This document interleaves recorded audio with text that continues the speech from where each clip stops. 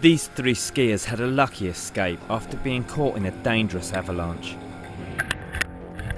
Danes Christian Clausen, Thomas Moll and Nicholas Kanstrup were off-piste in Whistler, Canada last year when one of them accidentally triggered the mishap. Thomas started to transverse a steep slope. Shortly after pal Nikolai had started his descent. Panic set in as the snow beneath him started to give way, sweeping Thomas away and cascading towards Nikolai. Nikolai was battered by the impact and knocked 15 metres, losing both skis and poles. Thomas fell almost the entire length of the run, 70 metres, and was buried up to his chest. Fortunately, the Category 1 avalanche left his head clear, and he was able to breathe until his friends dug him free.